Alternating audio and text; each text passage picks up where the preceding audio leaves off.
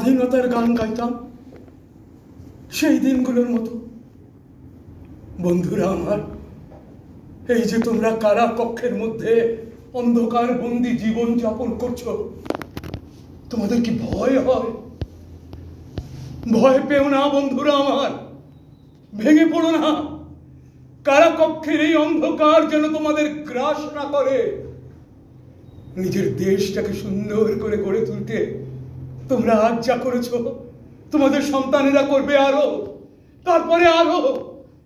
বীজ থেকে গাছ, গাছে দেখা দেবে ফুল, ফুল থেকে ফল। আজকের বীজ আগামী দিনে ফলবতী হবে। বন্ধুরা আমরা, তোমরা জীবন দিয়েছো এই দেশের জন্য, যা করেছো সব এই দেশের জন্য, দেশ ও মাতৃকার জন্য। তোমাদের মায়েরা তোমাদের নামে জয়ধ্বনি দিচ্ছে, জয়ধ্বনি দিচ্ছে, জয়ধ্বনি দিচ্ছে।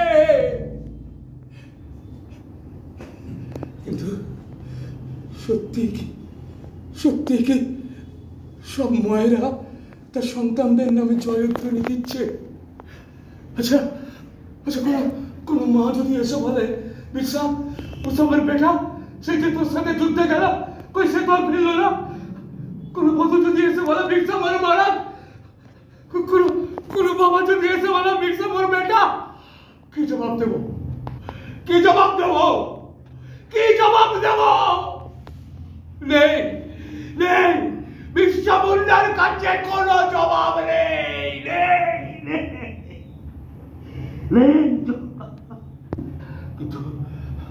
কিন্তু তাই বা কি করে হয়? ইংরেজ জাত সে যতই শক্তিশালী হোক, দুর্বল বলে আর একটা জাতকে পায়ের তলায় ফেলে পিষে মারবে, আর আমরা তো সহ্য করে যাব না? তা হয় না, হতে পারে না। এ যুদ্ধ স্বাধীনতা যুদ্ধ।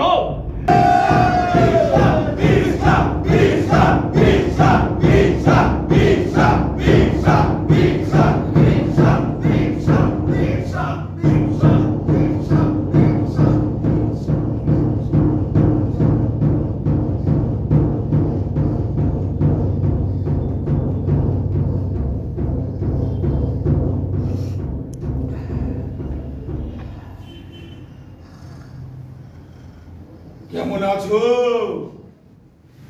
বীরসা? কে? আমি ডাক্তার। ও ডাক্তার? হ্যাঁ। আমি তোমার শরীরটা ভালো যাচ্ছে নাকি না, সেই জন্যে গোপনে তোমার চিকিৎসা করতে এসেছি। হ্যাঁ, আমি ভালো আছি। না ভালো আছো তুমি? ভালো নেই? ভালো নেই তুমি?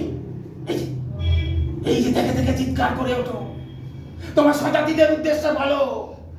কারাকক্ষের অন্ধকার গ্রাস, কোনো বিশ্বাস নেই। কিন্তু আমি তো একজন ভারতীয়, আর একজন ভারতীয় হিসেবে তুমি যা করেছ তার জন্য আমি গর্বিত। সেই জন্যে গোপনে তোমার চিকিৎসা করতে এসেছি।